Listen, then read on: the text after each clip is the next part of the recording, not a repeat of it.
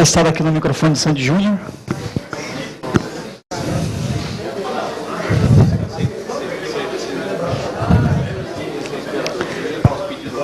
Alô? Bom, nem preciso perguntar se dá para todo mundo ouvir, que a sala é pequena, né? O microfone está bem perto da boca, então dá para todo mundo ouvir, né? Bacana, é bom sempre ver a sala cheia. Estava conversando com a Débora, falei para ela que se estivesse presente 30 desenvolvedores já seria uma vitória. Aqui tem quase 3 vezes, né? Então, bacana. A gente vai estar falando um pouquinho hoje sobre o PAF, né? Não estou muito acostumado com esse microfone aqui, mas beleza. Se eu não me acostumar, eu troco para esse aqui, tá? Pessoal, meu nome é Claudenir, trabalho na Daruma Automação. A Débora é líder da equipe de integração com o desenvolvedor, quem faz todo o trabalho de integração com o desenvolvedor pelo telefone. A Débora me auxilia aí na liderança da equipe de suporte para desenvolvedor, de integração com o desenvolvedor. E a gente vai estar falando um pouquinho aqui hoje sobre PAF, o Windows Embedded PAF, né? Que era o que estava lá na explicação da palestra que nós estamos fazendo agora com a DN Automação. Então, primeiro, sem nenhuma demagogia, obrigado por terem vindo aqui, até porque todo mundo aqui é desenvolvedor, está escovando bit, resolvendo um problema ou outro, então tem que parar um pouco para ouvir, falar um pouquinho de Windows Embedded, de PAF, então obrigado por vocês terem dedicado tempo para isso. Eu espero que a palestra seja interessante, traga conteúdo bacana, que agregue mais informação ao que vocês já fazem hoje, né? E que vocês possam sair daqui com pelo menos uma dúvida sanada ou um conteúdo novo que vocês não viram dentro do planejamento para trabalhar. Beleza? Já então, obrigado por vocês terem vindo. É sempre bacana estar em Vitória para falar um pouquinho sobre automação comercial e Windows Embedded. Meu e-mail é esse aí, claudinho@daruma.com.br, e a gente vai gastar 20 minutinhos, 20 ou menos, falando um pouquinho sobre o Windows Embedded. Já vou explicar o porquê disso. Legal? É legal a gente estar antenado com isso. E o restante a gente vai falar sobre o PAF 1.8. Tirar algumas dúvidas aqui sobre o PAF 1.8, falar um pouquinho sobre algumas mudanças que teve no PAF 1.8. Tem uma apresentação aqui que a Polimig cedeu, está no nosso site. Qualquer outro certificador de TEF que cedeu uma apresentação sobre o PAF 1.8, a gente vai colocar no site, não temos nenhum tipo de preferência, né? Então a Polimig foi que cedeu, está no nosso site. Eu trouxe aqui para a gente poder discutir um pouco essas mudanças do PAF 1.8. Então, antes de falarmos sobre o PAF em si, sobre o nosso cash call, que é o nosso dia a dia aí, que é o PAF, deixa eu falar alguma coisa estratégica, e às vezes a gente está tão envolvido com ECF, TEF, PAF, SAT, SPED, se integra, quer dizer, e outros, né? Se integra também. E outras coisas que a automação comercial tem, que às vezes a gente perde um pouco assim, o que está acontecendo na tecnologia e como é que a nossa software house pode acompanhar. E até a gente, como profissional, pode ficar, às vezes perde um pouco essa antena, né, do que está acontecendo. Por mais que a gente assine um blog, um Twitter, um RSS ou alguma outra coisa, a gente sempre perde alguma coisa que está acontecendo, ela acontece e talvez não tenha tempo de a gente reagir, ou a reação vai custar mais caro ainda. E o objetivo aqui, de eu ter conversado com a DN Automação e nesse roadshow desse ano de 2011, falar sobre o Windows Embedded, é porque isso realmente é uma área que está pegando, que é o tal da computação embarcada. Computação embarcada, ela vai afetar todos nós, principalmente na parte de automação comercial. Ok?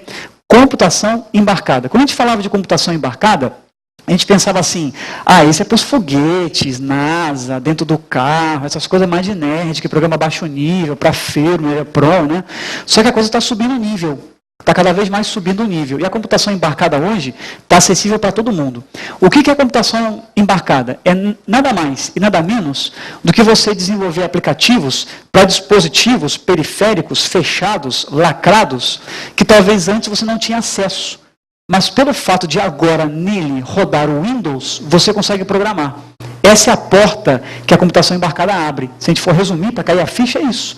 São os dispositivos que antes eram difíceis de programar, só os caras que programavam em C, Assembly, alguns que programavam em COBOL. Tem alguém que programa em COBOL aqui? Não precisa ficar com vergonha não, pode levantar a mão. Tem? Não? Então, os caras que programavam em COBOL, Assembly, é que conseguiam programar para esse tipo de dispositivo, para esse tipo de hardware. Hoje não, como a coisa está convergindo, hardware e sistema operacional, se você programa em Delphi, VB6, VBNet, C Sharp, Perl, PHP, Java, Excalibur 7, essa última linguagem ela não existe, né? Mas é só para dar um nome. Você consegue hoje programar para computação embarcada, porque a computação embarcada está subindo nível cada vez mais. Querem ver uma prova disso? E como é que a ficha está caindo para quem hoje é usuário de computador? Não faz sentido algum Você entrar no supermercado, não faz sentido algum. Você entrar na padaria, não faz sentido algum. Você entrar no estacionamento, ok? Vamos colocar mais um caso. Não faz sentido algum você ir na bilheteria de um cinema, e nesses casos que eu estou dando aqui, o cara tem um Dell com 2 GB de RAM e Windows 7 instalado. Faz sentido?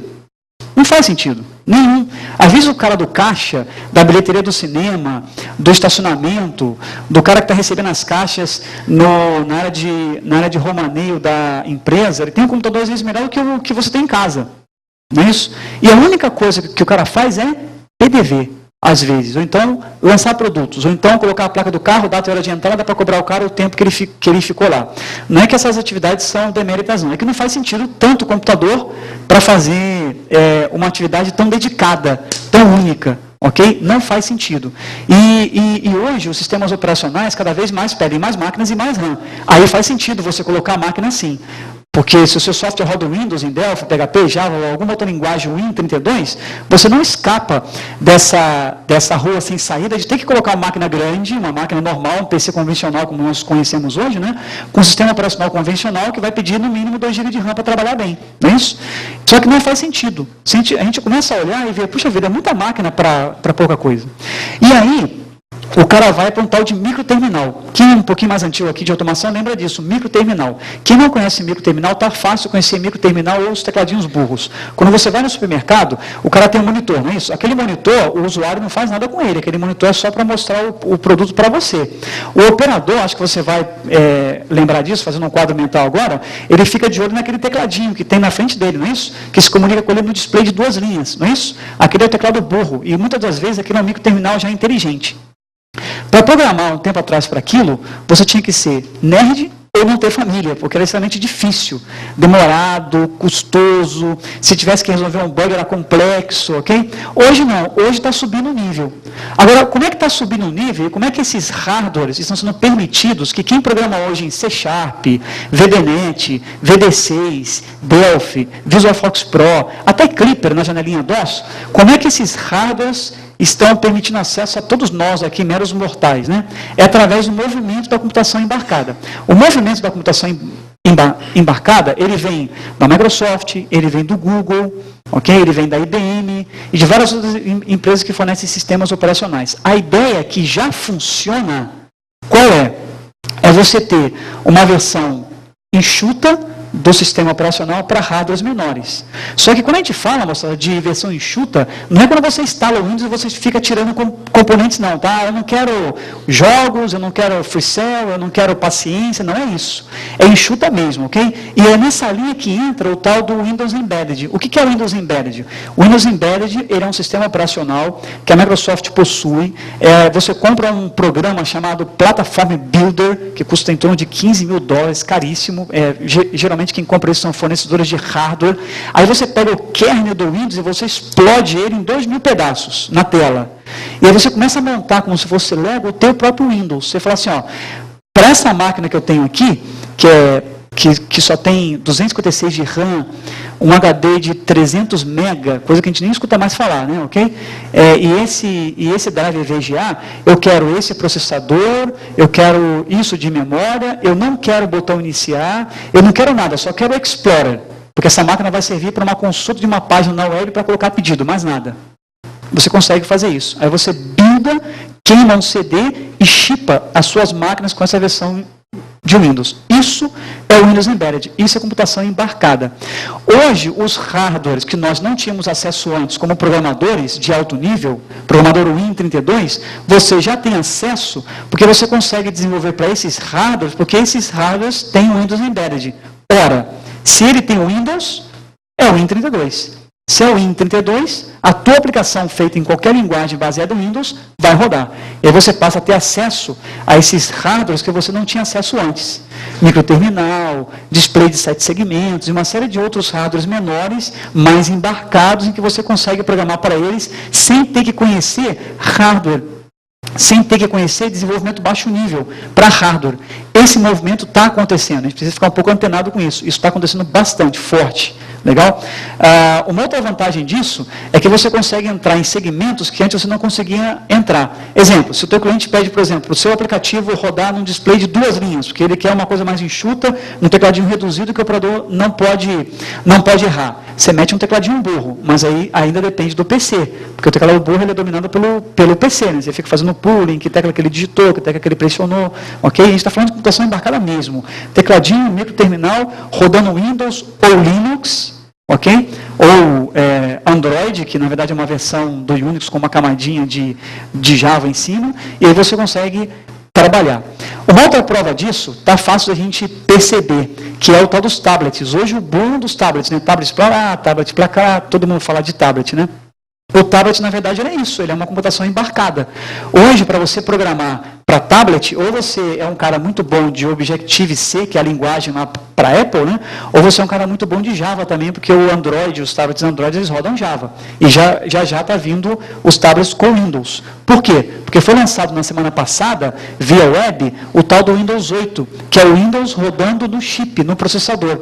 Esqueça um pouco o sistema operacional, como a gente conhece hoje, que é no HD, na DOM, memória RAM, computador. A gente está falando de sistema operacional rodando no chip, no processador, rodando no Intel, no Core i7, rodando no Atom, rodando no ARM9.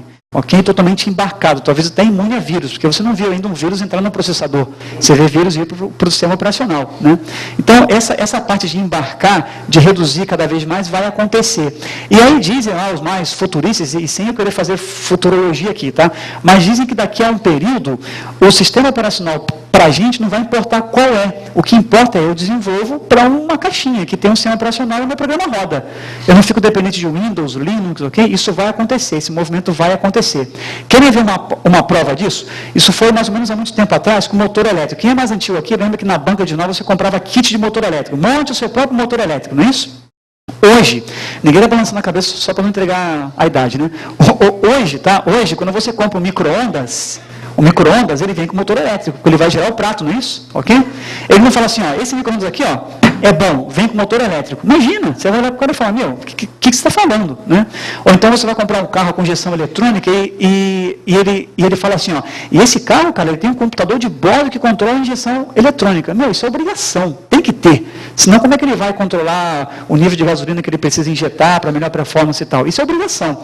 Então, esses dois itens são sinais claros de que aos poucos a computação, no caso dos nossos veículos hoje, ele já está embarcado, a gente usa e nem quer saber que sistema operacional é. Ok? Nós somos usuários de uma computação embarcada. Uma outra prova que todo mundo passou pela experiência aqui foi na votação. Eu participei da equipe lá em 2002 que fez a reescrita do software da urna eletrônica. Poucos sabem, nós temos 450 mil urnas eletrônicas. Um bom pedaço dela roda Virtus OS, que é o DOS multithread usado pelo exército americano, ok? Um bom pedaço roda Linux, e um pedaço de 70 mil urnas, que foi o projeto que eu participei, roda Windows CE, que é o Windows Compact Edition. Quando você vota, você consegue identificar que sistema operacional que é? Não, né? E já passou pela sua cabeça, que sistema operacional roda aqui? Para a gente que é mais nerd, a gente pergunta isso, né? Mas você já viu algum usuário aficionado em redes sociais perguntar isso para a urna, né? Poxa, que sistema operacional roda lá? É um exemplo de computação embarcada que a gente não percebe. Então, o sistema operacional ele vai vir cada vez mais para o nosso dia a dia. Vai estar presente e a gente não vai perceber. Vai desenvolver, mas não exatamente para um sistema operacional em si. Ok? Essa é a movimentação que os futurólogos dizem, né? Legal? Nessa linha de computação embarcada, você tem aí o segmento de ponto de venda, segmento de quiosque, segmento de PDV, digital signage, que são as questões de propagandas e tal. Mais ou menos a linha que eles estão tentando atacar com a questão de computação embarcada. Uma prova disso de que hoje, agora, 5h20, 5h15, já é possível fazer isso, é isso aqui, ó. Nós desenvolvemos lá na Daruma um microterminal que ele roda o Windows Embedded. E esse microterminal com o Windows Embedded, ele permite você ter acesso a esse tipo de hardware, porque é o Windows que está rodando embaixo. Ora, se está rodando Windows, eu consigo programar. Ok? E em alto nível. Porque é o Windows. Essa é a porta aberta que a computação embarcada traz, legal? Querem ver um exemplo disso? Ó, isso aqui é um display de 7 segmentos, de 2 linhas, tá? E aí aqui, ó, eu tenho o Visual Studio aberto. Olha como que a gente está programando para ele, ok? Se você olhar, ele está meio parecido com o tag XML, né? Então eu quero limpar o display, coloca lá, limpar, zero limpar. Eu quero imprimir no display, coloco lá, código produto, ele vai imprimir. Quero capturar um dado do display, ele coloca lá, edição eco. Quero ecoar no display com 0, que eu digitava para o display, o tipo de dado que eu vou colocar é 3, que é alfanumérico, e o tamanho do dado é 13. Depois a gente pega isso, consulta o estoque e imprime. Legal? Vamos rodar esse programinha para ver como é que ele funciona? Depois a gente vai fazer o passo a passo, tá? Olha só, que bacana. Vamos rodar esse carinha aqui. Rodou, já está pedindo o código do produto já, ok? Se a gente colocar o código aqui, ó, deixa eu dar o foco nessa tela, porque esse é um emuladorzinho. 1, 2, 3, 4, 5, 6, 7, 8, 9, 10, 11, 12, 13. Está aqui. Ele foi lá no banco de dados falso, né, por assim dizer, consultou o produto e trouxe. Isso aqui não é parecido com aquele tiratema do supermercado, né, que você aproxima e consulta o produto? É mais ou menos isso, né? Isso aqui foi um exemplo que a gente fez para a Venezuela. Então, está lá, suco de laranja, R$30, estoque 18 caixas. Isso poderia ser outras coisas. Digite o seu CPF, a placa do carro para entrar, o número da caixa que está entrando. Ele poderia ler, através de um código de barras, uma mercadoria que está entrando para estoque. Esse profissional usuário desse sistema talvez só precisa disso, um display de 2 linhas, não precisa de uma tela e um teclado grandão para se lambuzar. Apenas isso, computação embarcada. Antes, era impossível qualquer um de nós aqui acostumado em programação Windows programar para um cara desse. Sistema operacional próprio, linguagem extremamente baixo nível, você tinha que praticamente desenhar a letrinha dos segmentos do display, ok? 7 segmentos, acende o segmento 4, aí ele fazia o risco, agora acende o 5º, ele fazia o risco, até desenhar o 8, ok? Isso hoje já está alto nível, a computação embarcada, acompanhando os sistemas operacionais embarcados, deixando esse pacote alto nível para a gente trabalhar, legal? Vamos fazer um debug desse cara aqui, ó, só para você entender como é que ele funciona, tá? Deixa eu dar aqui um debug, stop debugging. Isso está em C#, tá? Ó, ele parou aqui, nessa linha amarela, tá? Então ele vai limpar o display agora, ó, limpou o display, está na segunda linha. Essa segunda linha, o que ele vai fazer? Essa segunda linha ele vai imprimir o código, a palavra código produto, ó. Ó, imprimiu. Essa terceira linha aqui, ele vai ficar esperando entrar com o dado, ok? Com a informação. Então está esperando lá. Enquanto não entrar com a informação, ele não sai daquela linha. Então vamos entrar com a informação aqui, ó. Ó, voltou para cá, tá vendo? O debug voltou para cá, ó, ok? E depois ele vai imprimir, né? Ele vai imprimir o cara, caixa, 30 e boa. E aí se eu der o Enter, ele volta a pedir a informação. Fácil, né? Com 3 ou 4 linhas, desenhamos o display, pedimos dados e pronto. Legal? Tem tags, moçada, até para você fazer o tal do drop-down box. Você não arrasta lá um controle em Delphi, alguma linguagem de alto nível, e você clica, ela cai as opções, não é isso? É um drop-down box simulado. Você preenche lá um array, por exemplo, qual é o F dos 27 estados do Brasil, RJ, SP, MG, e aí você foca naquele campo, ele fica girando ali conforme você vai pressionando a teclinha para baixo, ele vai girando, para que o usuário escolha. Legal? Então você consegue fazer maravilhas com display de 2 linhas apenas, que talvez é aquilo que o usuário precisa. Passagem de cartão de banda magnética, por exemplo, o hotel aqui tem um cartãozinho, você coloca na porta e abre. No microterminal, como é que ele funciona? Não se programa mais para cartão de banda magnética, esse é um periférico da computação embarcada que foi integrado ao teclado, é buffer teclado. Passou, ele joga para o teclado como se alguém estivesse digitando, legal? Como é que eu testo isso? Tem um emuladorzinho, ó, botão direito, viu, banda magnética, está aqui o cara. Ó. Você vem aqui na banda magnética e grava o item que você quer. Digita o item que você quer. Eu digitei aqui de 1 a 13. Quando mandar passar o cartão aqui, ó, passar o cartão. Ok? Ele simulou uma passagem de banda magnética, legal? Aí, e se fosse código de barras, Claudinho, como é que funcionaria? Beleza, viu, leitor de código de barras, aí aqui você tem um leitor de código de barras, você coloca o item do seu produto aqui e manda passar, legal? E o tecladinho, aquele tecladinho reduzido, como é que eu faço para brincar com ele? Você tem um emulador aqui que você consegue brincar e relatar o teclado inteiro. Então, esse é um ambiente de computação embarcada para se trabalhar. Esses emuladores aqui, eles são gratuitos mesmo, não é aquele que você usa por 30 dias e depois, pum, agora paga a versão oficial. Você entra no site, baixa e brinca. Qual é o site? O nosso, desenvolvedoresdaruma.com.br. Legal? Esse fonte que eu tenho aqui está inteirinho no site para vocês poderem baixar e brincar. Linguagem de programação. Quero experimentar C#, por exemplo, microsoft.com/express. Você baixa lá o C# grátis para você brincar também. brincar e ver como é que você pode programar numa linguagem de alto nível para esses tipos de dispositivos. Bacana? Um exemplo, pessoal, disso, da computação embarcada, são essas fotos aqui. Ó. Isso aqui é um projeto que nós trabalhamos com a Friboi, que ele é literalmente um PDV embarcado dentro de uma van. Ok? Então, você tem lá a impressora fiscal da Aruma, no carona da van, ok? Tem aí um monitor para o usuário poder ver os preços. Aqui ele ainda está usando um teclado grande. Está aí um computador embarcado, que é o nosso Thin Client, que na verdade não é bem um Thin Client, ele é um Smart Client, ele tem lá uma DOM de 4 GB para armazenar informações. O Windows XP, nós colocamos rodando dentro dele apenas com 250 MB, ou seja, só tem o que o cara precisa para rodar a aplicação dele, mais nada. A ideia de criar um sistema operacional do seu jeito é essa. Sistema operacional, tenha apenas o que eu preciso para rodar a minha aplicação. E aí ele faz um banco de dados offline e esse cara usa C# para programar. E está dentro da van. Ele está usando um teclado grande ainda, ele vai colocar um teclado reduzido. Esse é o banco do carona da van, tá vendo? Bacana, né? Isso aqui é literalmente um PDV embarcado. Não é isso? Na van. Legal? E aí ele consegue ter acesso a hardwares como esse Thin Client, que para ele fazer isso aqui antes, ele tinha que colocar uma precisão grandão, né, e tal. Hoje ele consegue usar um Smart Client rodando Windows e a linguagem dele a linguagem de programação dele não mudou nada, ele pluga a impressorinha fiscal e usa, que é essa nossa impressorinha aqui, não. Que ela está inclusive na vertical aqui, ok?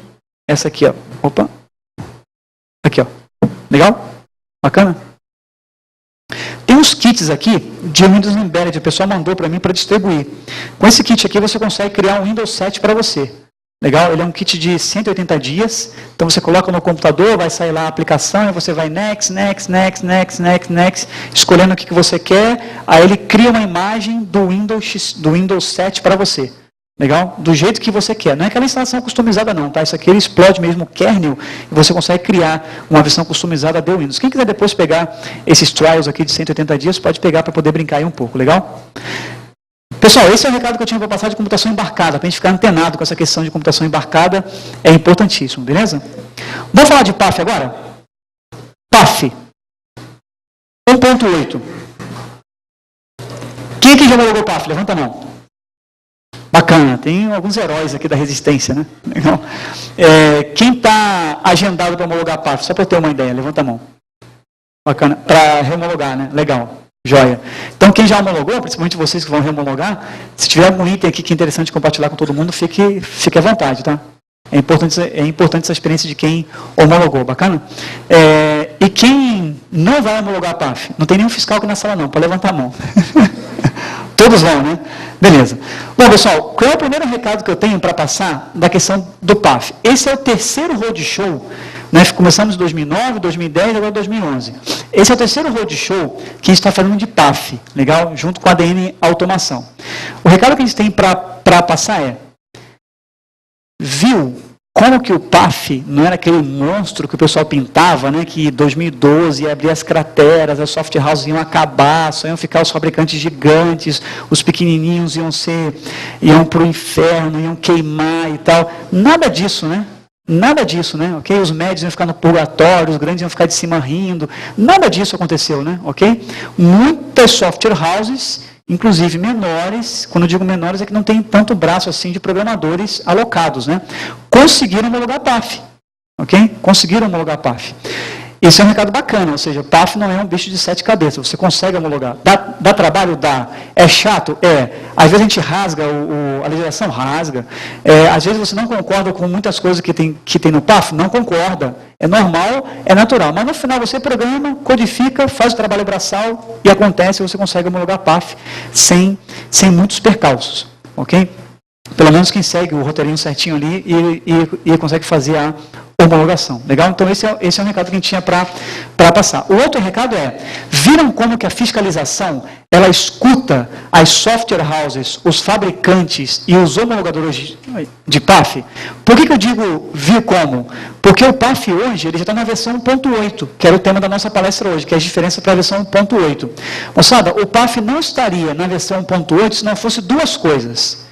o fisco receber feedback da software house, então isso de, não vou nem falar porque o fisco não vai dar ouvido, os caras são fechados, nada disso. Tem muitas coisas no PAF, lá da versão 1.0, nós fomos o fabricante que fizemos a primeira reunião lá na Avenida Paulista com todos os homologadores de PAF do Brasil, e estava cru. O PAF estava literalmente cru. É como se fosse um bife ali que não tivesse nem frito ainda, totalmente cru. O PAF estava cru. Okay? De lá para cá, a coisa foi aquecendo, foi esquentando, foi melhorando, e muitos itens no PAF foram sendo revistos, como muitos ainda serão. Então é importante vocês, software house, darem feedback. Show de bola. Feedback para quem, né? Ok? Para o fabricante de automação, para o homologador de PAF, ok? Mandar um e-mail para a Secretaria da Fazenda, para as associações de classe, a SESP, a FRAC, porque a mensagem para o fisco chega, ok? Agora, quando a gente fala feedback, não é reclamar, né? Pô, peraí, você está pedindo isso aqui? O que é isso? Não, é argumentar, né? Cara, num restaurante, isso aqui que você está pedindo não funciona. Você quer ver? O cliente vem, faz assim, senta, pede, aí como é que eu vou entregar um documento para ele no momento que está pedindo ainda? Então, argumentar, porque vocês conhecem o negócio, não é isso? Quem está na ponta, desenvolvendo, sabendo das necessidades que o cliente tem, são vocês. Vocês sabem disso, nada melhor do que vocês para ajudar a melhorar a especificação PAF. Tem muita coisa para ser melhorada, tem muita coisa que não dá para concordar, mas tem que ser desenvolvido, e tem muita coisa que vocês podem ajudar também a melhorar. Legal? Até porque eu costumo dizer que o PAF foi um pedido de vocês, software house, e de nós fabricantes também. Por quê? Porque se não fosse o PAF, você tinha que ir de estado em estado homologar. Lembra disso? Você tinha que ir em Minas, depois tinha que ir em Santa Catarina, depois você tinha que ir lá na Bahia, depois tinha que ir em Manaus, para fazer homologação regional com requisitos diferentes.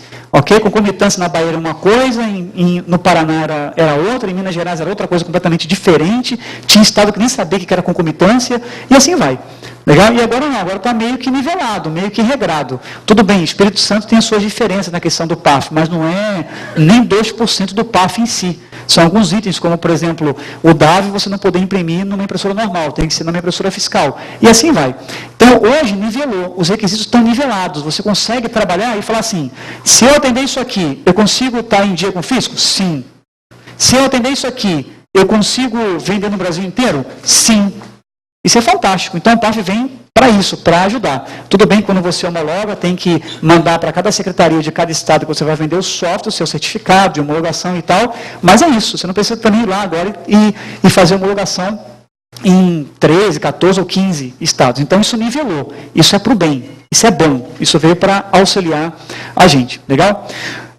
O que eu poderia começar falando sobre o PAF 108? Eu queria falar para vocês um pouco aqui, dessa apresentação que a Polimig passou, e eu queria entrar já direto nessa questão do DAV, quer ver? Tem um item aqui, que é importante vocês terem ideia. Já vou falar sobre esses outros itens, mas eu gostaria de começar pelo DAV, quer ver? Vamos lá. Aqui, acho que ele está por aqui. Pré-venda, layout, redução Z. Tá, eu vou falar também sobre essas mensagens aqui. Bom, o que ele está nos colocando aqui sobre o teste de execução, isso aqui é um item que a Polimig pediu para avisar as software houses, que é quando você executar um teste no software, lá no PAF, você tem que mostrar o erro exato que está acontecendo. Então, assim, mandei vender um item, beleza? Mandei vender um item. E esse item, ele falou assim, não vendi porque a alíquota não estava programada. Você mandou vender um item numa alíquota que a impressora ela não tinha. Nesse caso, a mensagem que você tem que mostrar no software, seja de pouco papel, a alíquota não programada, tem que ser esse, pouco papel. Alíquota não programada. Não pode ser tipo erro na venda. Tem que ser o erro específico que o ECF devolveu. Isso é um item importante. Isso é um item pequenininho, periférico, mas que reprova muita gente. Na verdade, reprovar não, causa não conformidade. Legal? Então, isso aqui é importante a gente estar aí atento a isso, tá? Uma outra coisa é sobre a pré-venda. Todo mundo aqui sabe o que é pré-venda, todo mundo já deve ter visto o PAF já, não preciso explicar no bit o que é a pré-venda em si, mas só para a gente dar um overview rápido, você tem dois caras no DAV hoje, no PAF hoje, que é o tal do DAV e o tal da pré-venda, certo? O DAV, se a gente for traduzir, ele é o orçamento, né, que o pessoal fazia o orçamento no papel e tal, aquele ali é o DAV, e a pré-venda é aquele documentozinho que você leva lá no caixa, o cara pega o número, ele digita e vem lá tudo que você comprou, ele joga para a impressora fiscal. Joia? Isso é o DAV, isso é a pré-venda. Legal? Hoje, moçada, quem vai fazer DAV tem que ter pré-venda. Beleza? Tem que ter a pré-venda. Isso antes era separado. Não sei se quando vocês homologaram já era assim. Não, então, hoje é assim, tá? No 1.8. Se você marcar lá, quando você for fazer a homologação, você marca assim, ó. O meu aplicativo, ele faz DAV. Ok? Então, se você diz que o seu aplicativo faz DAV, ele vai testar também toda a rotina de pré-venda para você. Joia? Então, quem faz DAV também tem que ter rotina de pré-venda.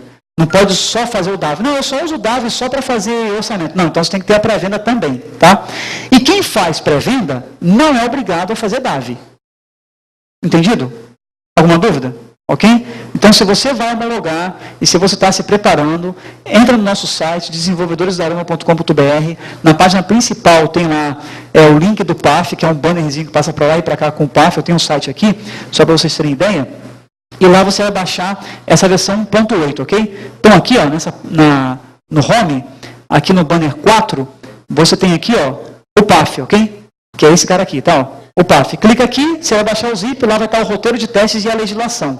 E aí, quando você estiver desenvolvendo, você tem que ter muito claro se você vai querer fazer DAV ou não. Porque se você fizer DAV, que é o orçamento que você imprime e guarda eletronicamente, você vai ter que fazer a pré-venda também. Ok? Os dois estão amarrados agora. Antes não estavam, na versão 1.8 agora estão amarrados. E quem faz a pré-venda não é obrigado a fazer o DAV. Ok? Joia?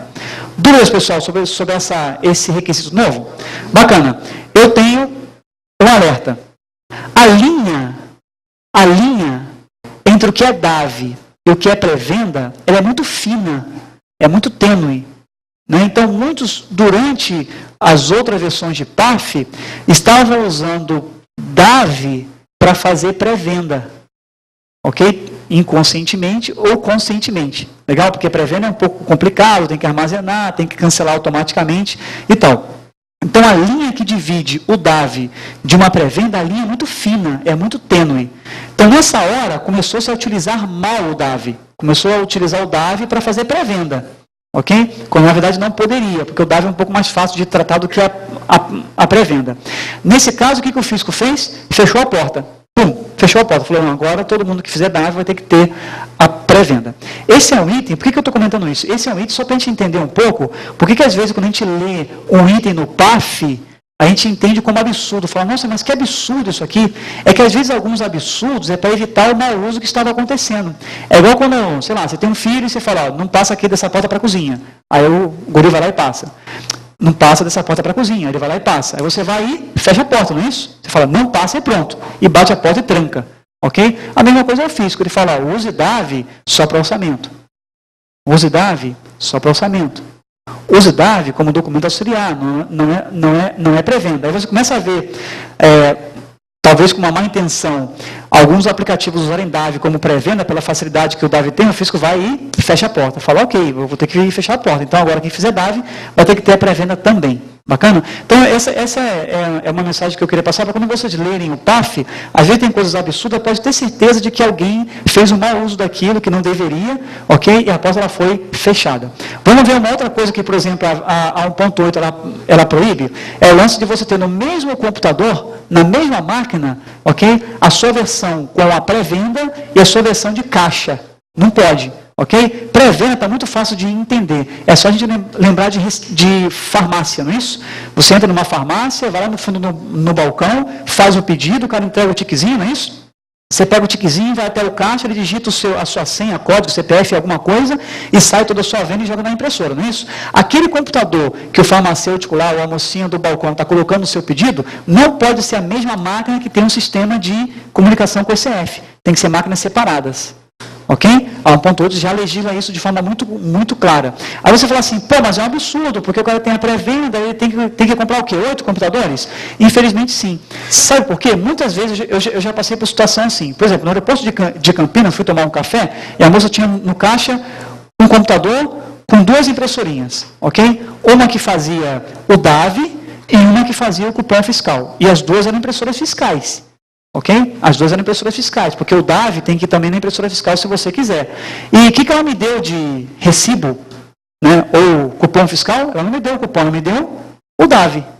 Ok? Numa mesma máquina, ou seja, foi muito simples. Uma teclinha lá, Ctrl, Alt, bate palma, dá um grito, sai um DAV. Aí você pega o DAV e leva, ela faz. Eu perguntei para ela do cupom fiscal, ela falou, não, leva isso aqui no caixa, o cara vai dar o carimbo de pago, esse é o teu recibo. Ok?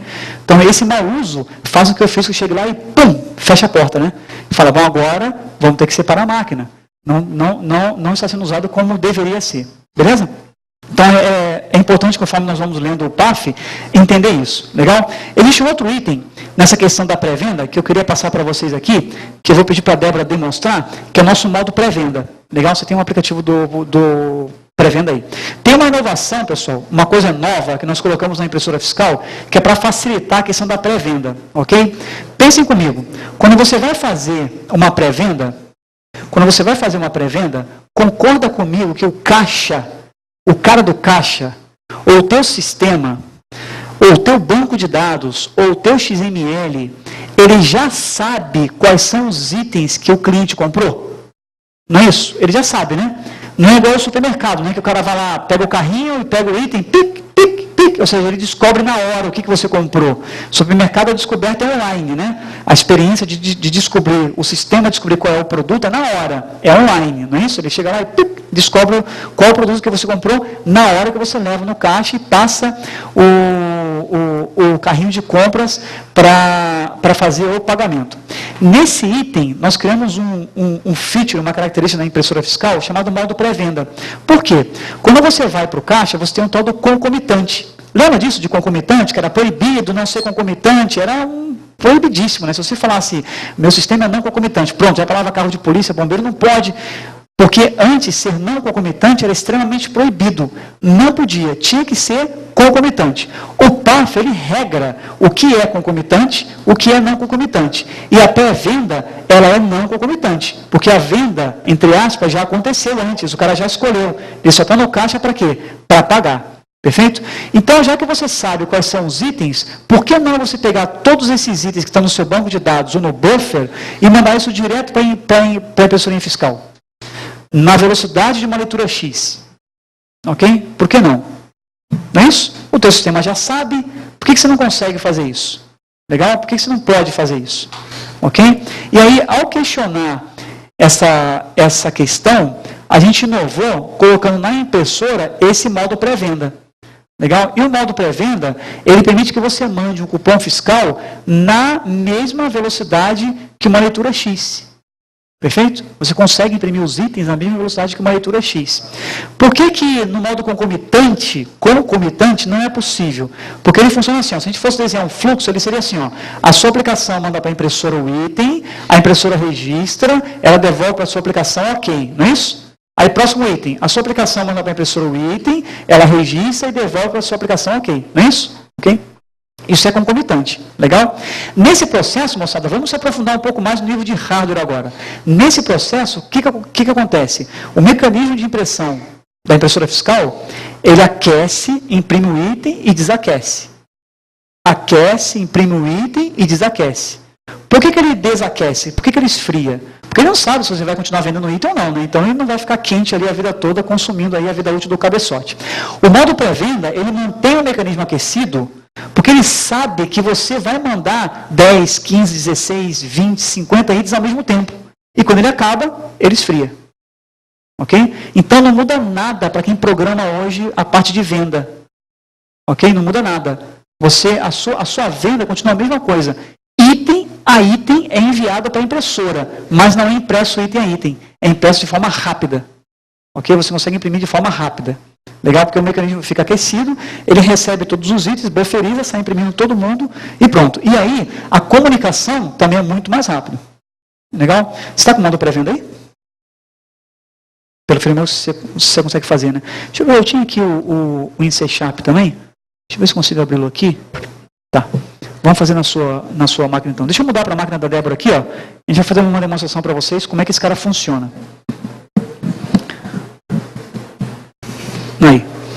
A Débora vai usar o Daruma Delphi Framework, que é usando lá a nossa Daruma Framework.dll, que permite a habilitação desse modo pré-venda. Legal? E aí, por exemplo, a gente vai... essa aqui é uma impressora chamada Mac 2, ela tem esse modo pré-venda habilitado. Vamos fazer um cupom normal, Débora, primeiro. Que é um cupom item a item, né? Que a gente conseguiria fazer, né? Eu acho que é linha. Pode ser 10. Ó, esse é item a item, né? Linha a linha, né? De novo, faz só mais um, só pra gente gravar o barulho aqui, ó.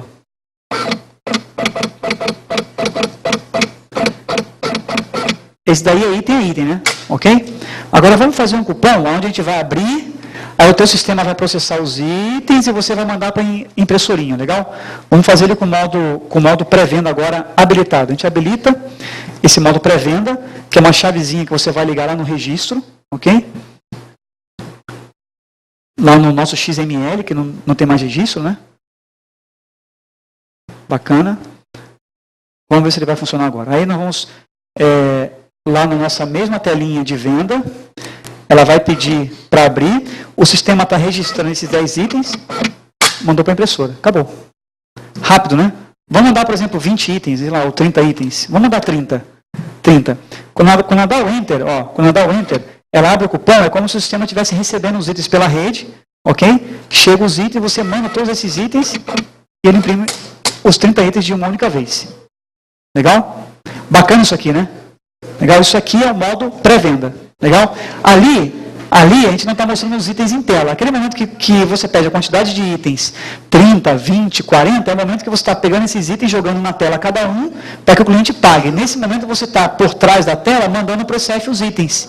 O ECF viu que você terminou, ele pega tudo e imprime. Legal? E tudo isso já é registrado na memória dele. Não muda nada a codificação. Isso é bacana, por exemplo, sei lá, para uma balada.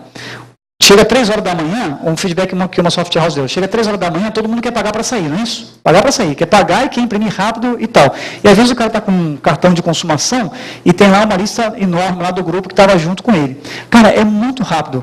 Passou, ele colhe os dados, abre o cupom, colhe os dados, joga para a impressora, imprimiu e para no último item para perguntar como é que vai pagar, dinheiro, cheque, cartão, depois fecha o cupom e boa. Ou incluir mais itens. No momento que eu incluo mais itens, aquilo é concomitante, não é mais modo pré-venda, certo? Ok? Aquilo é modo concomitante, beleza? Então esse é um item que a gente colocou na questão do modo pré-venda. Alguma dúvida, moçada, sobre o modo pré-venda? Algum questionamento?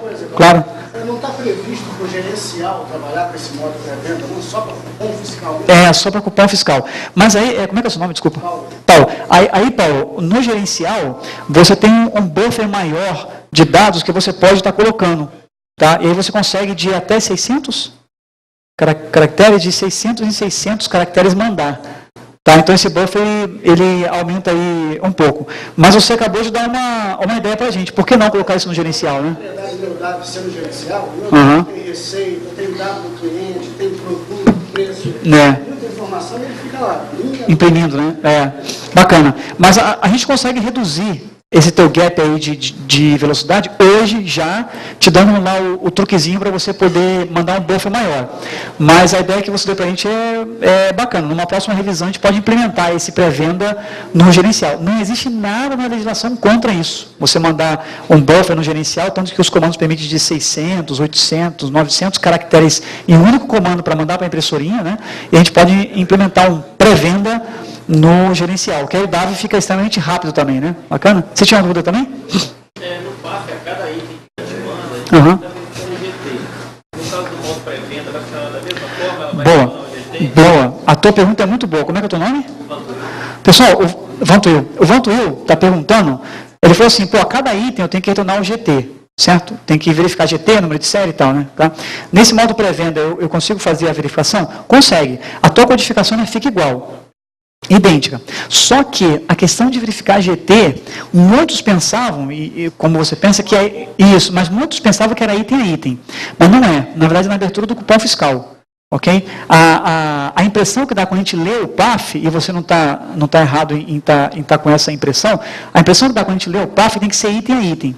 Tem 2 vídeos que nós gravamos de 30 minutos mais ou menos com o homologador de PAF, está lá no nosso canal de vídeo, eu vou passar depois, e a pergunta que a gente fez foi exatamente essa. Cara, por que eu tenho que item a item verificar GT, número de série? Porque isso ralentiza o PDV. Né? E aí ele deixou muito claro, mostrou lá o tópico do PAF, dizendo, é na abertura do cupom, antes de fazer a primeira venda. Pois não? Na Faesa, um tempo atrás, eles estavam exigindo item a até um tempo atrás. Eles não estão exigindo mais? Eu homologuei em janeiro. Exigiam item a item, né? Eu homologuei esse ano, até foi no Rio que eu fiz a homologação esse ano. E por que eles exigem item a item? Porque eles tiram a impressora e colocam outra no local. E o sistema não pode continuar vendendo. Então eu sou obrigado a ler o número de série, item a item, tá valendo. Mas eles tiram a impressora no meio da venda? No meio da venda? Se eles tiram... se eles tiram a impressora no meio da venda, você está certo em fazer item a item. Só que a troca de impressora que ele mostra lá no roteiro de homologação não é no meio da venda. Aí vai muito do homologador querer fazer isso no meio da venda, né? Isso aí é o ruim. No teste que eu fiz, eles tiram a impressora, vendem nela em outra... Para rodar o GT. Roda o GT. Roda o GT. Com ela para o seu aplicativo para continuar vendendo. Perfeito. Perfeito. Caso você não verificar o GT, Então, tanto você, Walter, como ele, foram, eu não sei se o termo ideal é esse, foram vítimas de um teste que não está ali no roteiro, que é, abre um cupom em uma impressora que o GT já foi trabalhado, entendeu? Porque a verificação de número de série e GT, pelo roteiro de teste, se você observar como é que eles fazem o teste, é exatamente no momento da venda. Você vai abrir o cupom e fazer a primeira venda. Né? E aí, tanto quando você fecha o cupom, você faz o acúmulo de GT também, para bater com a próxima abertura de cupom fiscal. O homologador fatalmente falou, não, eu quero fazer no meio, né? Aí sim, vale mesmo a pena você fazer a verificação item a item. O problema com isso, porque o pessoal do supermercado, os caixas, eles são viciados. Rapidinho, né? E isso fazia ficar lento. Né? Normalmente a máquina mesmo, ela ficava um pouquinho lenta. Não, ele fica lento mesmo, né? Porque você tem que pegar o número de série, e quando você pega o número de série, não é só pegar o número de série, você tem que analisar se é o mesmo, bater. Eu não sei se você faz o processo de decriptografar, criptografar esse cara, ver se está igual, certo? Aí o processo ele fica lento. Exato. Bacana. Legal. Com essa questão que o Voltaire está colocando aqui, do subtotal, pessoal, isso é importante, porque às vezes você vai fazer um teste de PAF e o teu cupom não fecha, dá 1 centavo a menos, isso aí é perigosíssimo, né? Bom, nessa questão aí, nessa DLL que nós lançamos para a Software House, que é a Darama Framework, a gente vai conseguir mostrar o retorno estendido dela. Quando você vende um item, quando você vende um item em que ele é fracionado e tal, é realmente complexo. O programa de computador, ele faz o mesmo cálculo que o ECF faz. Piora quando você dá desconto, que ele sai rateando para todo mundo, né? Ok? Alíquotas diferentes, exato.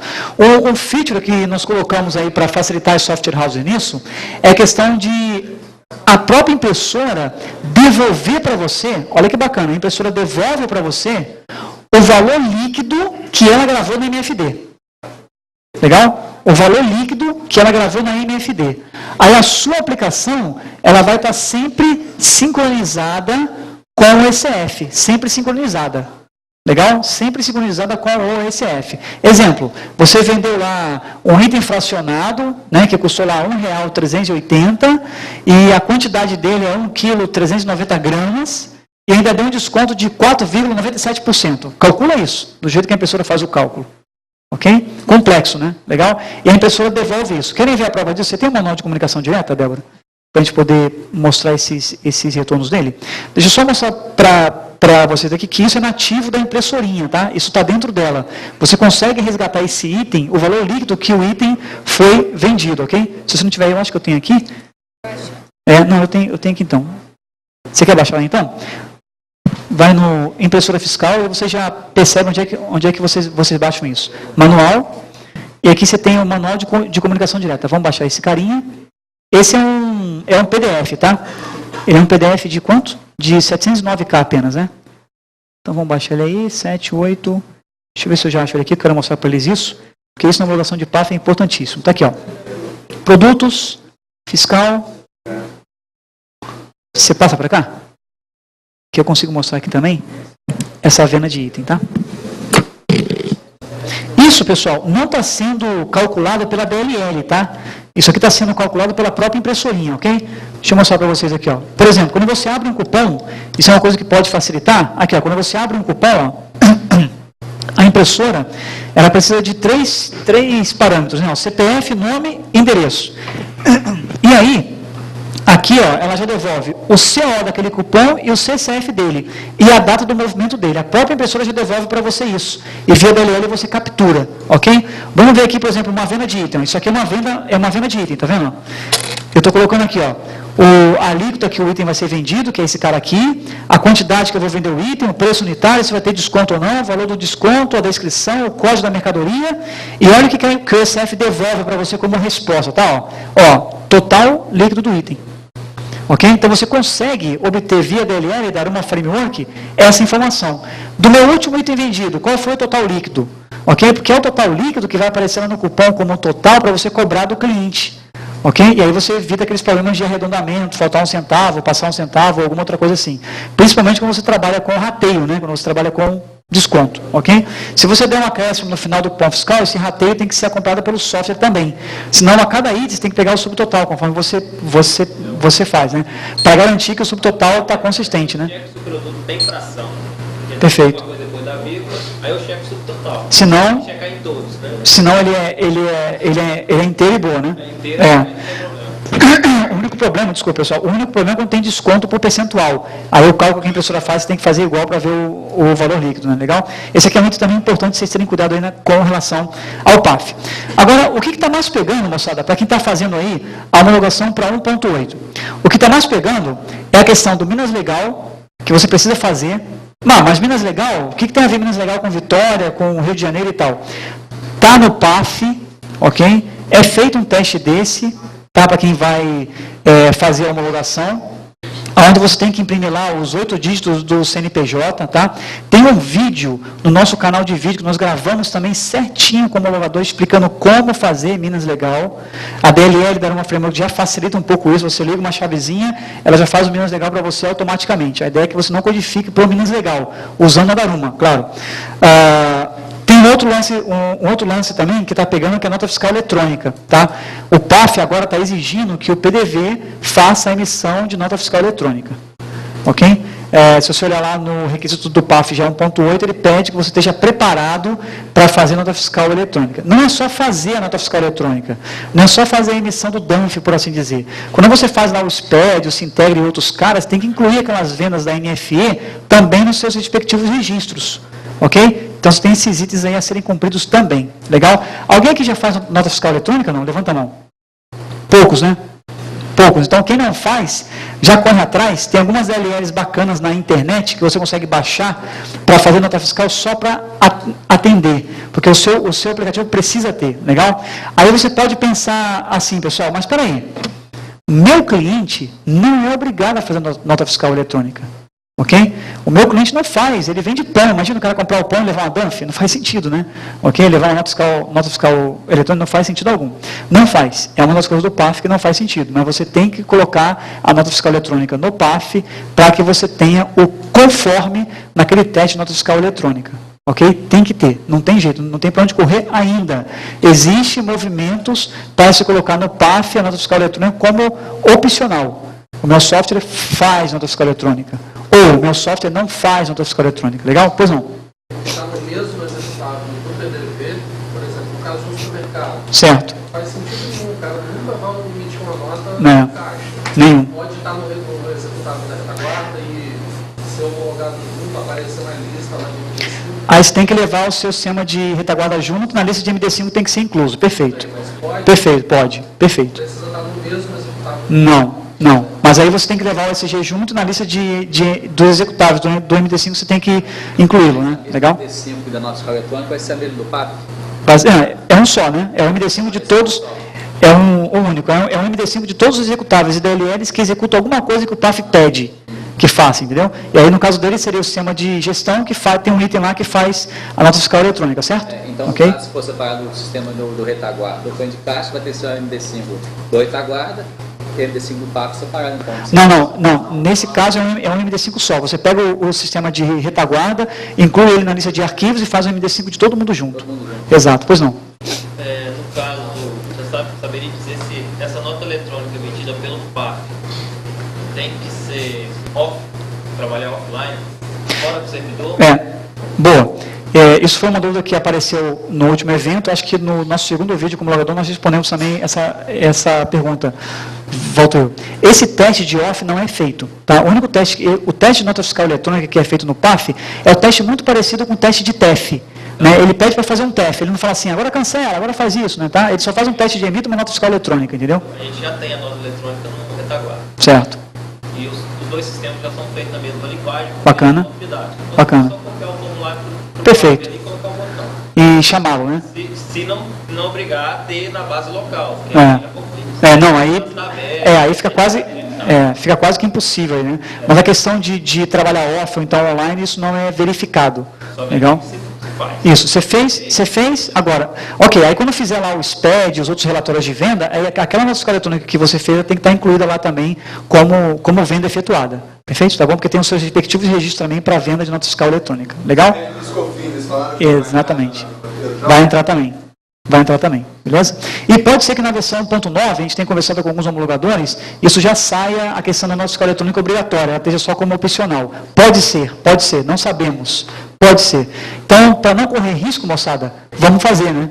Não tem jeito, legal? Então, tem algumas DLLs aí, por exemplo, se vocês quiserem algumas dicas, eu entrei num site chamado flexdocs.com.br, onde ele te entrega lá uma DLL bacana que já faz quase que todo o trabalho da nota fiscal eletrônica para você. Não é, talvez, para você ter aí uma nota fiscal eletrônica profissional para emitir notas e notas e notas, mas para você ter no seu software para ser homologado. Ok? Já que o seu cliente não faz nota fiscal eletrônica, você vai fazer para ser homologado, certo? Você não vai fazer, talvez, para estar usando aí profissionalmente como venda. Tá? Falar um pouquinho, moçada, dessa questão da nota fiscal eletrônica, essa apresentação da Polimig aqui, ela está inteirinha no nosso site. Legal? Eu queria falar para vocês um pouquinho sobre relatórios. Ok? Esse item aqui ele pega para posto de combustível, não é relatório. Quem é que trabalha com posto de combustível? Levanta a mão. Então, volto eu e vocês dois. Então, se o concentrador de bomba não estiver operando, trabalhando, é o que comentou o rapaz lá em São Paulo. Você tem que passar a corrente no posto e fechar o posto, porque você não vai poder operar. Perfeito? Então, quem não tem essa questão da bomba automatizada, né, é bom já correr para ter a bomba automatizada, porque se não conseguir fazer a leitura da bomba e tal, o PAF não pode mais emitir o cupom fiscal, ok? Mas aí, vou ficar sem vender gasolina? Vai falar isso para o dono do posto. Verdade, concordo, mas é uma das coisas que, infelizmente, tem que ser seguidas aí no PAF, legal? Relatórios, moçada, relatórios. Como vocês sabem, existem vários relatórios que o PAF pede para você. Alguns você pode tirar da MFD. Inclusive, deve tirar da MFD. Por exemplo, espelho, que o menu fiscal pede, né? Que é a segunda via do cupom fiscal. Você não vai fazer na mão lá do seu banco de dados e desenhar a segunda via do cupom. Isso você tira da impressora fiscal. A gente tem uma função para isso. Legal? Você quer mudar para a gente mostrar o GAD? Você tira da impressora fiscal isso, legal? Uma outra coisa que você vai tirar da impressora fiscal também, por exemplo, aquele relatório da nota fiscal paulista, ok? Que é o ato COTEP, não é o SPED, não é o Sintegra, você pode tirar da impressora também. Existe alguns que ele pede que seja do seu banco de dados, inclusive na hora de extrair e gerar o relatório, esse relatório é extraído e gerado com a impressora desligada. Não sei se isso aconteceu com vocês, não? Foi com a impressora desligada? Ele falou assim, faz o Sintegra, aí desliga a impressora. Alguns homologadores eles fazem isso, tá? Desliga a impressora para ver se você está gerando do banco de dados ou não. Ok? Você está usando a DLL do fabricante para fazer isso, legal? Então, alguns desligam a impressora para fazer a geração disso. Conversando com alguns homologadores, foi nos passado algumas dicas, né? Porque o cara fala assim, mas eu tenho tudo lá na memória da impressora, por que eu não posso usar aquilo? Eu tenho que estar guardando item a item, venda a venda, né? Ok? Então, o que geralmente tem se feito como boa prática, não é prática porta de trás, não é por debaixo do tapete nada, é o seguinte, no final de cada dia, né? E aí, claro, você precisa levar já um banco de dados com movimento, no final de cada dia você faz uma Z, não faz? Não é isso? Você não vai fazer uma Z? Quando você for fazer a Z, você não vai se comunicar com a impressora? Então, nesse momento que você faz a Z, você pede esses relatórios desse dia para a impressorinha. E aí você pega esses dados e coloca no banco de dados. Perfeito? E aí, quando ele pedir para gerar, você vai no banco de dados e gera. Também é uma alternativa. Ok? Embora eu sei que a maioria das software houses já tem feito o trabalho de guardar na venda do item, por exemplo, item a item no banco de dados e de lá gerar todos os relatórios que o fisco pede. É que tem itens como, por exemplo, SPED. A gente suou para gerar o SPED no ECF, coisa que não estou desenhando, longe disso, tá? Coisa que eu até duvido que alguns outros fabricantes eles tenham feito, porque nós queremos fazer o SPED validando mesmo. E quando você dá um desconto no final do cupom, e para você colocar isso no SPED, é um parto. Ok? Porque ele chega a validar nesse nível. Mais ainda, se você cancela parcial, por exemplo, tem um item lá que eu vendi 10 garrafas de Coca-Cola. Não vou cancelar aquele item, 10 Coca-Colas, ok? Vou cancelar uma garrafa daquelas 10. Ok? Para você refletir isso no SPED, de maneira que o cálculo que o validador faz bata e dê como ok, é chão, dá muito trabalho. Tá? Tanto nós ficamos, acho que alguns meses, né, Débora, para atender um parceiro nosso de Caicó, que estava com esse problema, ele estava gerando SPED pela DLL. Aí foi que nós fomos entender o quão preciso, o quão chato é o validador do SPED. Na hora que ele vai cruzar lá o que foi vendido, com o que foi cancelado, com o que foi descontado, ok? Então tem até um vídeo que nós gravamos também lá no nosso Channel 9, falando sobre isso. Quando você vende, não é o valor que está lá no ECF que vai para o SPED, não. É o valor bruto, porque depois você tem que colocar o item com desconto e uma série de tratativas que você faz quando você dá um desconto em um item ou no final do cupom fiscal. Para isso, moçada, nós criamos aí para software houses uma aplicação que a Débora vai mostrar para vocês aqui, chamado GAD. Ok? O que é o GAD? Tá? O que é o GAD? O GAD, a gente gosta de dar sigla para tudo, né? Ele é o gerador de arquivos da Aruma. Tá? Esse GAD, a gente entrega para vocês o código-fonte, para vocês colocarem no seu aplicativo. Por enquanto ele está em Delphi, que é pela pizza lá, pelo gráfico de pizza que a gente fez, ainda é a maior comunidade que tem na automação ainda. E aí, o que esse cara faz? Faz todos esses relatórios aí, ó. Se integra SPED, TDM, memória fita detalhe, IMF, espelho da memória fiscal simplificada, memória fiscal completa, espelho da fita detalhe, nota fiscal paulista é TDM é todas as memórias, né? MF, MFD e memória de trabalho, que é a RAM, aquelas vendas que foram feitas agora, mas não foram para redução Z ainda, tá? E esses caras aí. Você pode imprimir algumas coisas, aqui você tem uma comunicação com a impressorinha, e por trás desses caras aqui, por exemplo, vamos gerar um SPED aí, Débora. Por trás desses caras aqui, está rodando as DLLs de baixo nível, que vão lá na MFD, extraem o dado e montam um relatório para você. Todo esse fonte aqui, desse gerador de relatórios, a gente entrega para a software house. 2 caminhos você pode ter. Você pode usar esse cara do jeito que está aqui, como um executável, né? E aí você faz um call desse executável na sua aplicação, como alguns já fazem com o tal do decoder, que às vezes nossa engenharia libera, a ciência técnica tem, ok? Ou você pode pegar o fonte desse cara em Delphi, a gente entrega e você consegue usar. Esse cara, você não precisa pedir permissão a ninguém, ele está no nosso site. Se você entrar no nosso site depois, você vai ter lá desenvolvedoresaruma.com.br, impressora fiscal e relatórios. Aí você vai baixar o GAD, utilitários, entra lá, ó. Você tem lá GAD, né, ó, gerador de relatórios de arquivo da Aruma, executável, um pouco mais embaixo, você tem lá o Delphi 7 com a fonte. Perfeito? Aí você consegue baixar e implementar isso na sua aplicação. Porque essa questão de relatório tem pego muita gente pelo pé. Vou dar um exemplo para vocês disso. Hoje, um parceiro nosso lá da Espanha, que faz software para supermercado, veio aqui, recebeu aprovação em tudo. Tudo. Aqui não, em São Paulo, né? Recebeu aprovação em tudo, conforme, não é aprovação não, conforme. Qual foi o item que ele não conseguiu passar? SPED. Ok? SPED.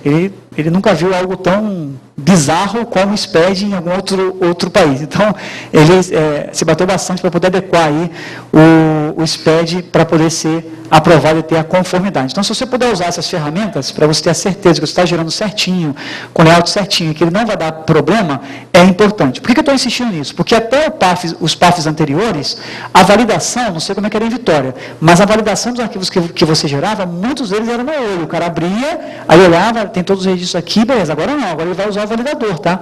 O validador. Agora, o incentivo que é dado aos certificadores é que use o validador. Legal? Então, é importante você usar aí esse cara para validação. Aqui, foi gerado o SPED, você consegue abrir o carinha para nós? Eu não lembro onde é que ele colocou, se era no diretório default. Aí. Beleza. Tá aí, ele gerou um SPED e gerou o SPED tipo B também, né? Tá, ele gera os dois, né? Tá?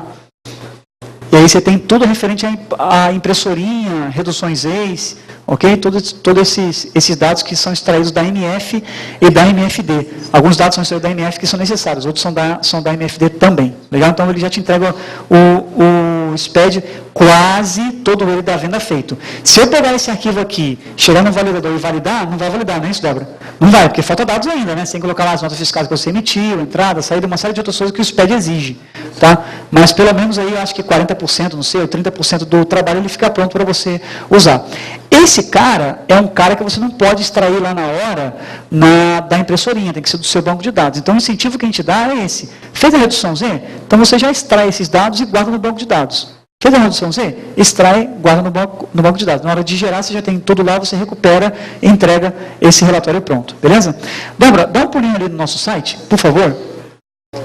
Ali, vai dar um pulinho ali em comunidades, vê se ele vai abrir o fórum de automação comercial lá da Microsoft, que eu queria mostrar para eles aqui, ó. Comunidade, clica aí no MSDN, tá? Nesse fórum, pessoal, a gente colocou um news, que nós chamamos de Escovando Bits, ok? Que ele explica certinho no bit, passo a passo, como é que é o GAD, ok? Vê se você acha aí, aqui, ó, esse cara aqui, tá vendo? Gere o relatório de PAF com Daruma. Pena que não é touch, né? Um pouquinho mais baixo, aí, passou. Aí, perfeito, dá um clique nele, embaixo, aí, dá um clique nele, bacana. Aqui está o diz que não quer participar da pesquisa de satisfação. E ele vai abrir para você aqui todo o nosso news Escovando Bits. Ele está explicando passo a passo como é que você gera. Os links para você baixar o fonte ou o executável. E depois, se você enrolar a tela inteirinha para baixo, por favor, ele vai explicando passo a passo. Os arquivos, inclusive, ó, esse aqui é um item que a gente poderia parar um pouco. Ele mostra quais os registros que você consegue tirar de qual memória. Ok? Referente a qual relatório.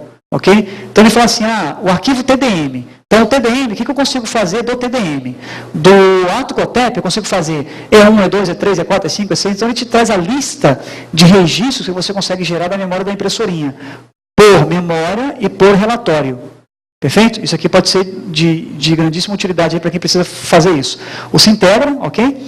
E mais embaixo ele vai mostrar sobre o uso dessa ferramenta que é o GAD, que você pode importar para o seu software através dos fontes, e depois também ele pode assinar. Se você quiser assinar, ele também assina. Ele mostra aqui, ó, como é que faz a assinatura, como é que eu gero uma chave pública e privada para assinar.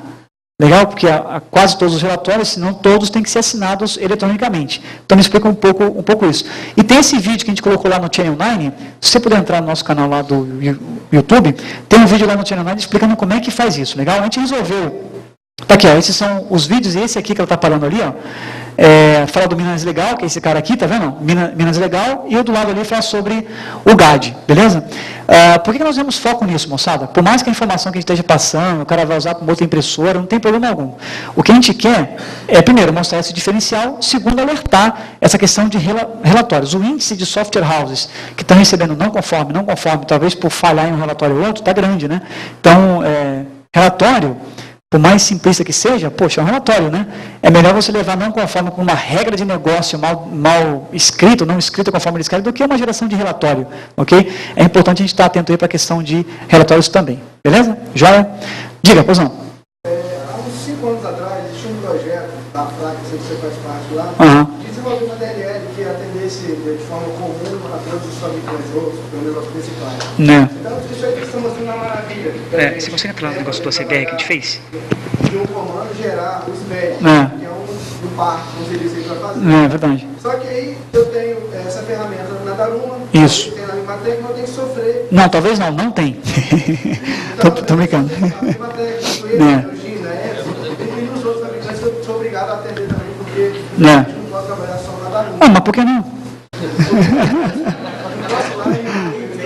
Tá certo. Então, existe ainda alguma sinalização da FRAC? Bacana. No sentido de a tua pergunta é boa.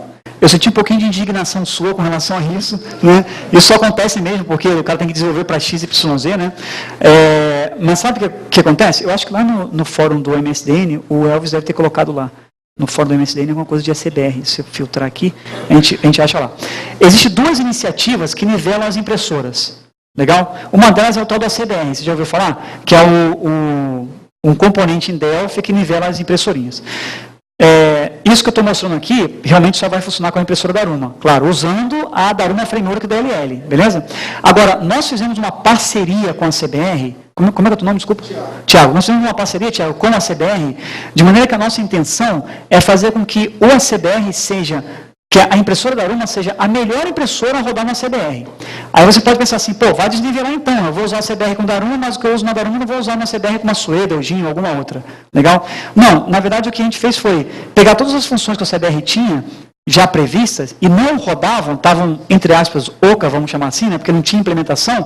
Aí nós contratamos um programador e em 60 dias o cara implementou tudo. Relatórios, modo pré-venda, pegar valor líquido do item, legal? Lá no nosso canal de vídeos, a gente gravou 2 vídeos com o cara expert de ACBR, que é um dos caras que faz o commit no servidor do ACBR, que é o Regis, e ele mostrou todos os diferenciais que nós colocamos no ACBR para usar. Então, a impressora da Daruma hoje é a melhor para usar com a ACBR, e está nivelada com as outras também.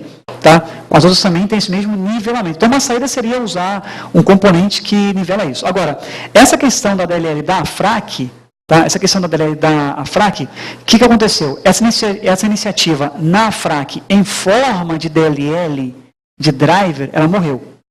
Legal? Mas existe uma outra iniciativa, que inclusive eu trabalhei pessoalmente nisso, que é a impressora de sair com comando padrão, dentro dela. Entendeu? Que você tem, por exemplo, ESC30, vai fazer X aqui, X na Sueda, X na Eugene. Perfeito?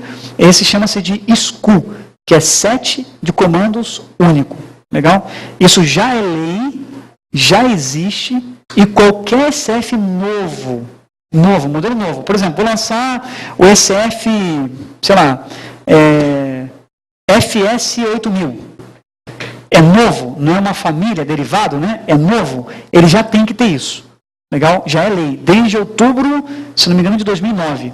Aí pode passar pela nossa cabeça assim, pô, mas se é lei, então por que os fabricantes continuam lançando modelos? É que esses modelos que, por exemplo, a Daruma lançou como MAC, e outros fabricantes lançam agora, ao longo de 2010 e 2011, são modelos em que o pedido de homologação estava antes de 2009.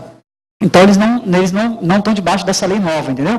Agora, qualquer novo SF que sair, modelo novo, ele tem que ter 2 coisas. Ele tem que ter o set de comandos único, aí você programou uma vez, programou para todos, beleza? Inclusive retorno, relatório, tudo isso, tá?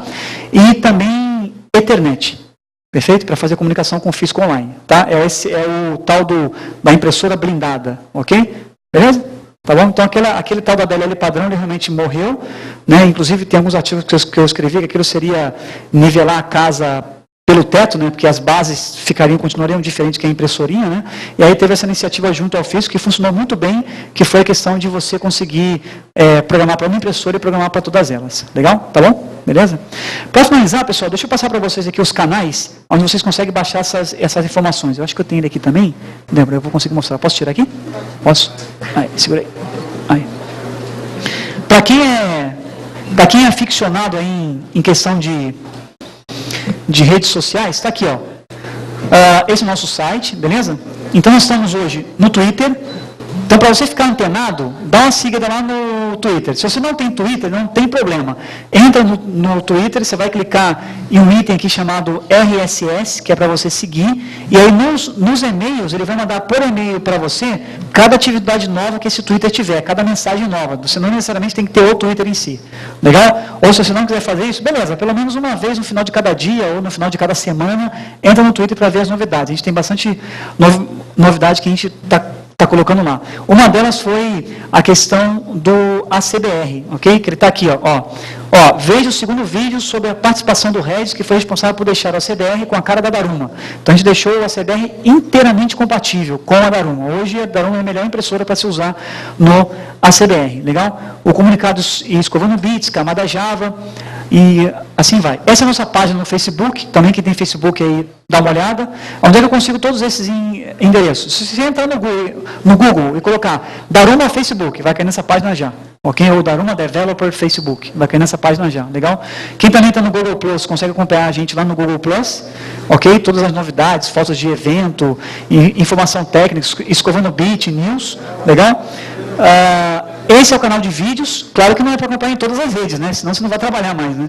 Esse é o canal de vídeos que a gente tem quase 50 vídeos aqui, pessoal. Aqui dentro tem 2 vídeos com o modulador de PAF, que vale a pena, que foi inclusive o que falou que não precisava ser item a item, eu acho que vale a pena a gente até dar uma checada nessa informação, porque esse teste que é feito no meio do cupom, realmente é estranho, né? É esquisito, né? Ok? Porque você está atendendo o cliente, como é que você vai trocar a impressora? Fala, não, peraí que eu vou trocar a impressora e continuar o cupom, né? Sabe? Isso é uma situação meio inusitada, né, sabe? Mas eu vou dar uma resgatada nisso. Esses 2 vídeos eu acho que é importante vocês assistirem com o Denis, que é um cara fera.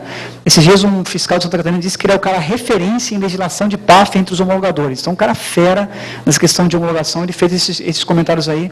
Denison, né? Denison, exato. Tá?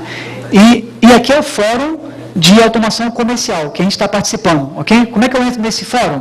desenvolvedoresdaruna.com.br, que é o nosso site, ok? Que é esse carinha aqui, ó, que é o nosso portal. Aí você vem aqui em comunidades, e aqui está o fórum, ok? Esse é um fórum no site lá que a Microsoft cedeu, toda a estrutura de backup e tal, para a comunidade discutir sobre automação. Só quem usa a ferramenta .NET, não. O cara que usa VB, Delphi, qualquer outra linguagem concorrente, pode estar participando do fórum também sem problema algum, não é só para .NET. Legal? Bacana? Bom, pessoal, a mensagem que eu queria passar é essa. O PAF está aí, está vindo a versão 1.9, ok? Quem estava fazendo o desenvolvimento, porque eu sei que o PAF demora um pouco o desenvolvimento, né? Quem estava desenvolvendo para a versão 1.6, para e faz para 1.8, porque ela já entrou em vigor já. Inclusive, quem fez pedido de homologação anterior, aquela questão de direito adquirido, não, mas eu fiz o meu registro para homologar lá em abril. Tem que assinar 1.8, legal? Então, quem está desenvolvendo para dar uma revisada, faz para 1.8, ok? Tem previsão para 1.9 já? Então, o que me assopraram, né, o que me tuitaram, era que seria mais ou menos no final de setembro. Então, a gente acha que até o final desse mês pode ser que saia. Eu vou mostrar, então deixa para fazer 1.9. Verdade. Sabe o que vale a pena? Você falar com um cara que te homologou na primeira vez, foi a Faesa? Foi o Denison, né? Então, ele não conhece bem a questão de PAF, né? Então, conversar com o Denison e falar, Denison, você é mais ou menos em setembro que vai ser 1.9, outubro. Eu sei que uma vez no mês tem uma reunião do grupo lá, gestor do PAF, para lançar releases, compilar os feedbacks e lançar releases, beleza? Só para fechar, claro. Você fez um comentário para tirar o SF para fazer outra máquina, nem seria isso. Ele abre o PAF, abre o cupom, fecha o PAF, abre uma outra aplicação pirata de alguém, faz a venda, vende, perfeito. Depois volta para o seu PAF e finaliza. Entendi. Mas você vende algum item no seu cupom fiscal? Pelo seu PAF, não? Na abertura? No meu caso, sim. Eu abro. Tá. Quando você vende, ele já abre, né? Tá, perfeito. Talvez esse seja o truque aí, né? Talvez o cara abre só e analisa e depois ele vende, se não bater, talvez isso já seria útil, né? Se você não analisar item aí, dá para o cara fazer essa troca. Perfeito. Independente de abrir o cupom separado, não, então, mas é que se você abre primeiro o cupom e já analisa que não está batendo, quando aquela impressorinha voltar para o teu sistema, ok, e você for fechar, você vai perceber isso. Aí no próximo cupom que você abrir, você não vai conseguir fazer, né? Mas seria mais ou menos assim, né? Ainda fica uma brecha aí, né? Eu só vou testar no final, quando eu vou abrir o próximo cupom. Fica uma brecha nisso, verdade. E se o teu sistema cair por algum motivo, isso não influi em nada. Você tem que continuar vendendo via talãozinho e tal. Perfeito. Talvez essa brecha que o homologador queria fechar quando fez o teste item a item, né? Isso aí, porque é difícil mesmo o cara fazer essa maracutaia toda aí, né? É verdade. Para a gente fica melhor, que a aplicação vai ficar bem mais rápida. Bacana, Perfeito. Pessoal, nós estamos à disposição. Obrigado por terem vindo. Aqui tem alguns banners da DLL, tem alguns kits de Windows Embedded, que foi o começo da nossa palestra aqui. Eu agradeço muito a presença de todos, espero que a palestra tenha contribuído. Obrigado, pessoal. Valeu.